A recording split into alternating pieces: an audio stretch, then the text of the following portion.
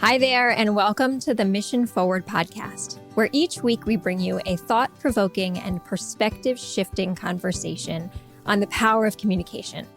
I'm Carrie Fox, your host and CEO of Mission Partners, a social impact communications firm and certified B Corporation. As you know, on this show, we talk about the role of communication in social change, and today's guest has seen that effect up close. Tyler Meier, in addition to being one of my favorite people on the planet, is director of the University of Arizona Poetry Center and the co-editor of Dear Vaccine, which is an outgrowth of the Global Vaccine Project, which University of Arizona and Kent State University launched in March 2021. The project invited anyone to share experiences of the pandemic and vaccination through poetry. Dear Vaccine features selections from over 2,000 poetry submissions from all 50 states and more than 150 countries. I've got my copy dog-eared here, and I'm going to share a little bit with you. My hope is that Tyler might also read a few of his favorite poems. But Tyler, as we get ready to start in on this conversation, welcome. Thank you so much for being here. I'm thrilled, Carrie, and thanks so much for having me join. This is a great gift, and I'm looking forward to chatting with you. So, as you know, better than most of us, stories and poetry specifically are one of the best ways for us to understand each other, right? To understand the world around us. And here we are, season 7 of Mission Forward, and we are really digging deep into our personal role. And in some cases, also our responsibility as storytellers, right? Folks who are not just advancing a narrative, but expanding and challenging that narrative, helping ourselves and those around us better understand the world that we're in. And we have not yet talked about the role that poetry plays in helping us understand the world around us. And so I'm really looking forward to better understanding the project and the role that this book, Dear Vaccine, helped to play in helping us understand this shared moment in history. So let's talk about you first. Let's talk about how you got into this work, how you got into poetry, how you see the power of poetry in your world and in your life. And then we'll start talking about the book. That sounds great. Yeah. And I'm thrilled for that approach too, because it might help for people to know a little bit about where I come from. There's an essay from the poet W.H. Auden that I love, where he thinks about critics and what he wishes that critics would say to their audiences before giving a critique of a book. And he says, I want to know what they believe in and what they care about so I can see where they're coming from and have that sense of that approach to know how they might respond to the work that they're considering. So he sets up his kind of ideal world and says, this is where I'm coming from. So you know how to understand me when I'm going to tell you about the things that I care about with poems. So here's some information about Tyler. So I am the executive director of the Poetry Center here at the University of Arizona. We're in Tucson, Arizona. So this is one of the largest poetry centers in the United States, and it houses a collection of about 80,000 items at the Poetry Center. So one of the biggest standalone collections of poetry in the country. The Library of Congress exists, and it's very big. But what we have here in Tucson is really unique and special, and we prize it. And there's a community here that really loves and supports it. I came to this work as a reader, essentially, as someone deeply invested and who cared about reading. I studied English when I was in college and was an English major. And coming out of that experience, deep investment in caring about language and about storytelling, I opted to do a couple of years of volunteering when I exited. I had a lot of student loans that I was carrying with me when I finished. And I was really good at reading books, but I wasn't sure what I was going to do in the world. And so I spent 2 years building houses with AmeriCorps. And 1 year was in Portland, Oregon, and 1 year was in Philadelphia. And those were really formative experiences for me, like a second education. And reading was an affordable hobby. And I didn't have a lot of money. And out of that interest in reading, I started to try to do some of my own writing and ended up back in graduate school for writing and then staying connected in different ways to writing communities that propelled me forward into this opportunity here in Tucson to work as the director of the Poetry Center. And we think of the work here as an ongoing experiment and project. And what does it mean to be a poetry center and to serve a community broadly that's rooted in Tucson and in this sort of Southwest Arizona and United States geography, but then also broadly thinking about our role as an actor in the national conversation about, and the international conversation about how poetry as an art form does its work. What its possibilities are, how to activate its capaciousness. And so all of that factors into what we think about each day and how we bring the work forward. Dear Vaccine is an outgrowth of some of that thinking So what I know about you personally, and that story reinforces, but also what I have seen very true about the University of Arizona is that you are grounded in the humanities, right? That you see the humanities as a way to bridge divides in this wild world that we live in. Talk to me a little bit more about how you all as a university and even as a poetry center are thinking about the importance of grounding all work in the humanities. Yeah, and this is one thing I love about poetry broadly. When we think about what we're collecting here, it's one thing is to say it's a lot of books that are on shelves. And that's true, just books, but that is a large part of the collection. But I like to say that we're collecting a record of our very best uses of language.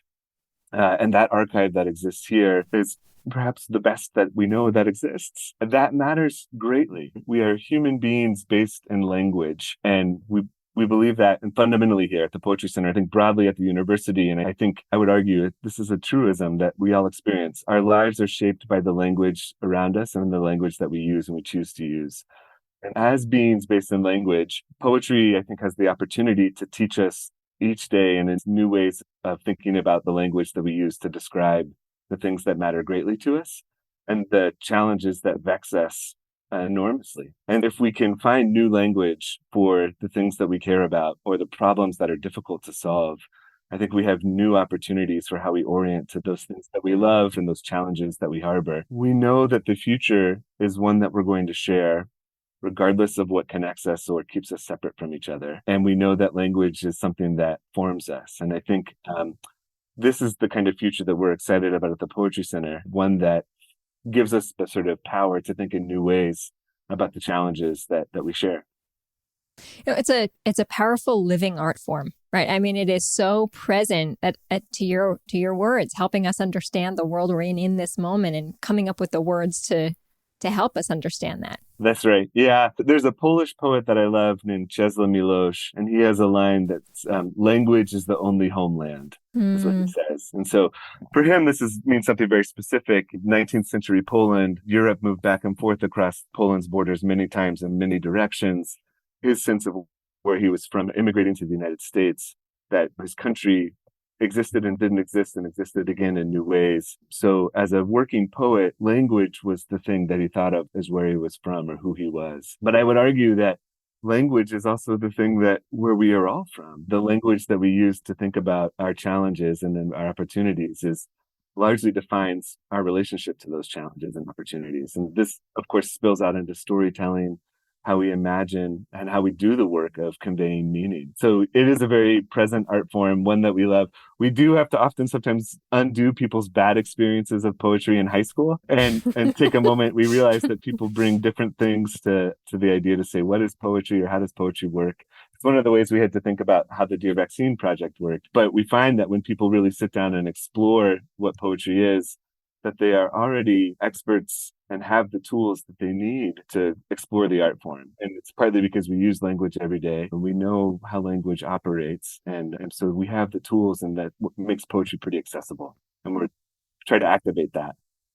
I want to make a connection for you, but also to those who are listening, that the first episode of this season, we talked with Brandon Nightingale, who's an historian who's at Howard University, and his charge is to document the history of the Black press.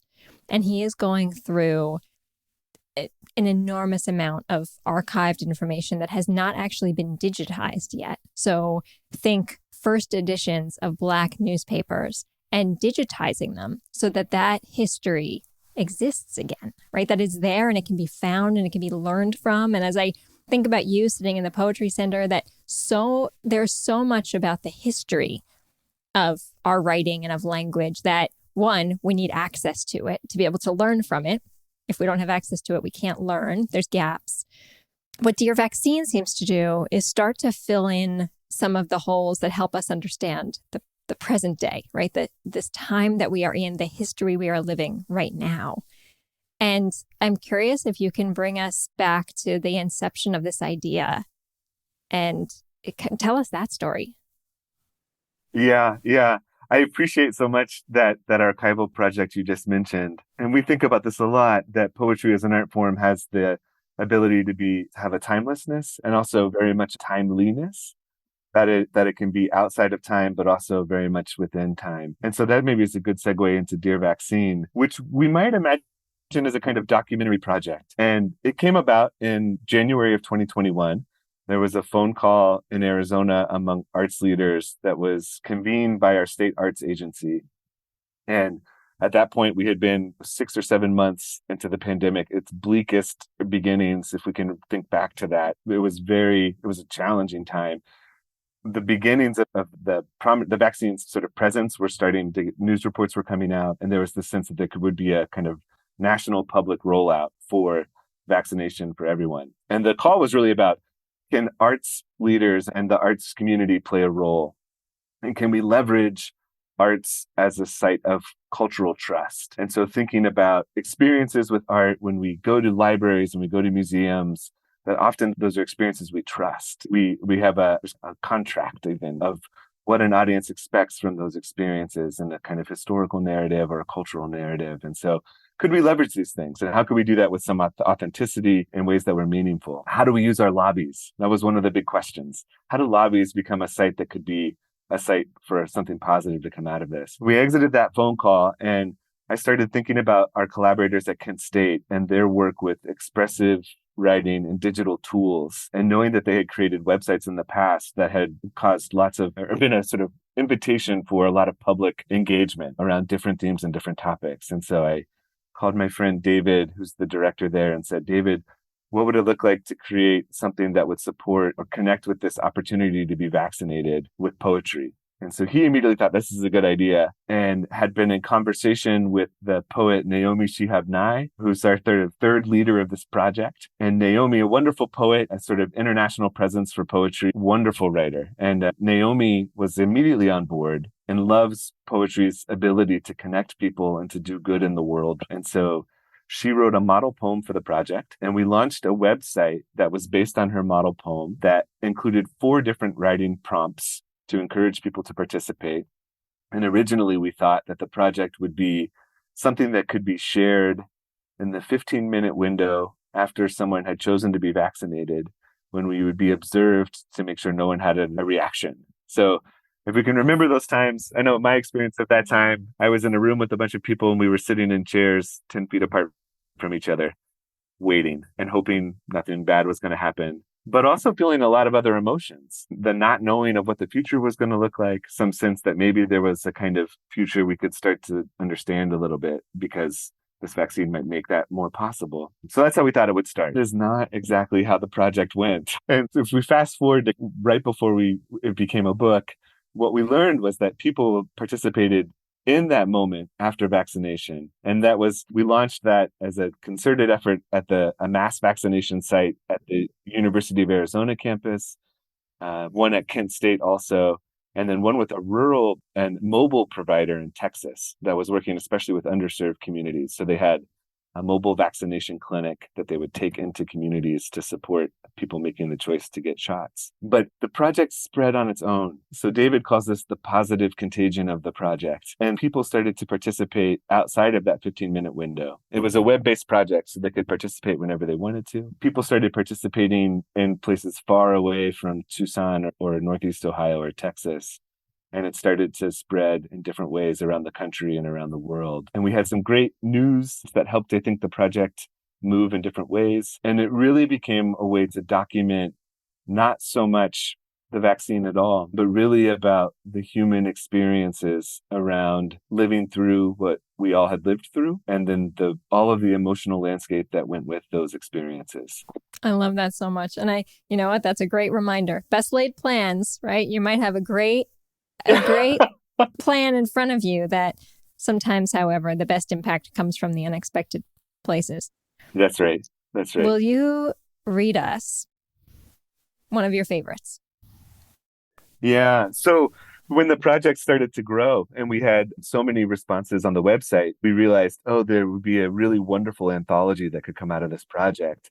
And so Naomi and David and I huddled up. We had launched in January. By April, and then into the summer, we were thinking, what could an anthology look like? And so we partnered up with Kent State University Press, which was able to accommodate a very fast publishing timeline. And produced a book of about 130 of some of our favorite responses. And the book is organized around 6 thematic threads that started to emerge in the project when we looked at all of the responses and read all of them. And one of these was lessons that we had learned, lessons that we had thought of. There was so much that expressed gratitude. So people who were overwhelmingly grateful to healthcare providers, to clinics, to human perseverance in general, to things that had gotten them through. There were a lot of sections about grief, poems about deep loss, profound losses, and managing those experiences. There were poems about where people had been vaccinated. And so one section is about just clinics or places. And then 2 other sections in the book, one about nostalgia, what people had missed and what they longed for. And then a section about people envisioning a future that might come from this. So here's one poem, and this is from the lessons section that I love. And this is also, you can imagine all the other social turmoil in this moment, experiences of police brutality. There's so much happening. And so this poem comes from Minnesota and from a writer named Denise Alden. And it is, "Dear vaccine, you're great and all, but will you also cure us of our debilitating ability to fracture all into people like us?" So this way in which the pandemic became a shared moment that we all went through, and using what we learned through that as a way to imagine, not to divide ourselves into small groups, but to think about the things that connected us as being more powerful. So it's one of my favorites. Yeah. Can I share one more? Yes. Yes. Let's see if I can find this. This one comes from the section. I have a very dog-eared copy of this book. This one's very short, and it comes from the section about nostalgia. And I love it for its brevity, but also for what it also expresses in its care for other people. It comes from Michigan, and it is from the prompt about I liked. So it goes, and again, from the nostalgia section. "I liked being able to see the food stuck in between people's teeth. I was reassured they had at least something to eat." So many of the poems were about only seeing parts of people's faces. And this one I love because the playfulness of it. Someone's got some food in their teeth, but also, how do we care for each other? What does it look like to care for each other? If I see food in your teeth, I know you've eaten well, and that makes me happy. And so that's another example of a poem that I love. The power of just what a few words can say, how much is said, and how visual that experience is. That it just brings you back to being able to relate to that universal language, I guess. Yeah. Are you familiar with, I think it's Ernest Hemingway that started this, the 6-word memoir? Yes. Which I just love this concept that you need to determine 6 words that tell your life story, which is quite a challenge if one tries to do it. And there's a million different ways that you can take it. But I kept thinking as I was reading this book of that project, because so much can be said in so few words. And I'll share one of my favorites now. I am no spoken word poet the way you are, but I will share it because it's more than 6 words, but it to me, I think this is also nostalgia, though I'm not sure what section this is from. It made me feel nostalgic. This one is from Singapore. "It's the times we spent together, the times we hugged each other, the times we could breathe freely, the times we could stand closely. Those were what we took for granted. Now, those were the things we wanted. This is a reminder for everyone. Let your happiness yet come." It's an incredible poem. That poem is by Tanzi Ning. Is that right? Yeah. Who's a high school student in Singapore. Yes. And who had a Zoom visit with Naomi, and the whole class wrote responses. And that was one that we were so thrilled to include in the anthology, to think of young people's experiences of being alone, of being separate, learning online, all of those challenges, and to think of that response. Yet your happiness yet come. What a beautiful sentiment. That's one of the things I think that the book powerfully does too.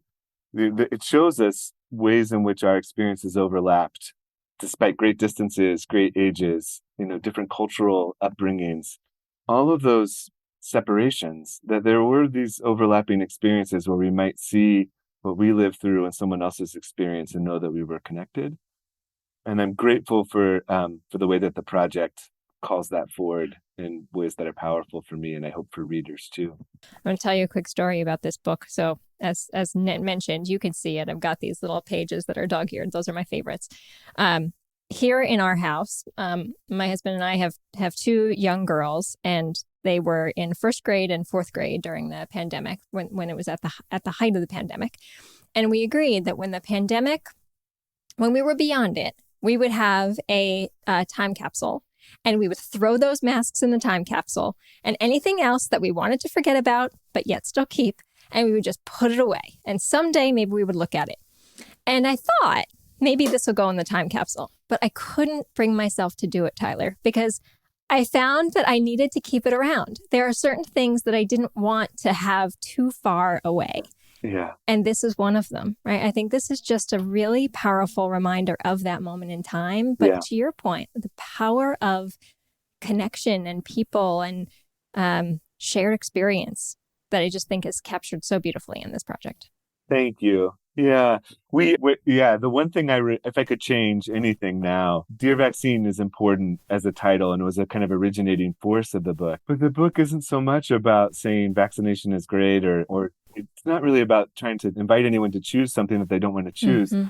It's about what connects us through the experience that we've shared. And so that's one thing that I would say is wanting people who might be thinking, oh, I'm interested, I want to learn more about what that book's about. But that's really at the heart of where the project has ended up. And so new iterations that have come, there have been a theatrical adaptation of this book where some of the poems have been presented in a theater-like setting, where it's a half hybrid of theater and reading. That's traveled to some schools in Ohio already. We had a presentation and a premiere at the National Academy of Sciences in DC. And so what we're learning now is that there's a lot to process still, that our world has rapidly moved in some ways back to some versions of what it was before. And there's a kind of cultural trauma, I would name it that we maybe haven't fully acknowledged. And this book now feels like a tool for acknowledging some of that and making sure that we don't just forget that we've all had a very difficult 3 years together. So this feels like a really important takeaway for anyone listening, that for those who are listening, who are thinking about how to communicate and engage and connect with their audiences, whoever those audiences are, right? I think many times the conversation goes to, what platform should we be on? Should we be on Instagram to connect with people? Should we be on TikTok, right? There's a lot of conversation around what platforms do we need to be connected to the people that matter in our work. But there's another side of that conversation, which is, what tools are you using? What language tools, what communications tools, what forms of communication? And the power of poetry in being able to engage a community. This does not need to happen on a social media platform, but how powerful that is. And it reminds me of, there's a program, I don't know if it is still in existence, but it was at Drexel University called Witnesses to Hunger. And it was a photography project where individuals who are experiencing homelessness had access to a camera, and they would document 24 hours of their day and however they chose to document it. And then those photos were developed and put into a gallery. And many times that gallery would find itself in the halls of Capitol Hill of Congress for those policymakers and decision makers and elected leaders to understand from a first person perspective what poverty feels like, what homelessness feels like. And so I would say, let's not forget how important it is to not just think about what platforms we're on, but the tools we use to share stories. That's great. I love this. And I would just add, when we say the word poetry, sometimes this also evokes, for a lot of people, the situations when we hear it. So in common experience, we hear poems at moments of great importance. We hear poems at weddings. We hear them at funerals. We hear them at inaugurations. We hear them at graduations. And so there is a way of ennobling, of saying something matters when you use poetry to express it. That's part of how the culture has come to understand where poetry shows up. And it doesn't exclusively need to be in those spaces. I like poetry in other places too. But I think when you think about tools, or what does it mean to use poetry as a tool for communication, you can bring all of that into the room when you imagine poetry as one of your mediums. Suddenly we're at time. I don't know where it went, but it went fast. Tyler, how can people who are listening learn more? How can they get the book? How they can get engaged? Or is there anything else? I know there are so many projects at the Poetry Center right now that you want to leave people with. Yeah, so book is available at all your favorite places to buy books. So wherever you like to find books, you can find it. It's called Dear Vaccine, Global Voices Speak to the Pandemic. And then I would love if people were interested in learning more about the Poetry Center, you can find a lot on our website, poetry.arizona.edu. There's a lot to get online. A lot of our in-person experiences are also virtual. Come visit us there and learn about the work that we do. And thanks so much for listening today. Tyler, you are a gift and your work is a gift. Thank you so much for being with us. Back at you, Carrie. Thank you. And that brings us to the end of this episode of Mission Forward. Thanks for tuning in today. If you are stewing on what we discussed here today, or if you heard something that's going to stick with you, drop me a line at carrie@mission.partners and let me know what's got you thinking. And if you have thoughts for where we should go in future shows, I would love to hear that too. Mission Forward is produced with the support of Sadie Lockhart in association with the True Story team. Engineering by Pete Wright. If your podcast app allows for ratings and reviews, I hope you will consider doing just that for this show. But the best thing you can do to support Mission Forward is simply to share the show with a friend or colleague. Thanks for your support, and we'll see you next time.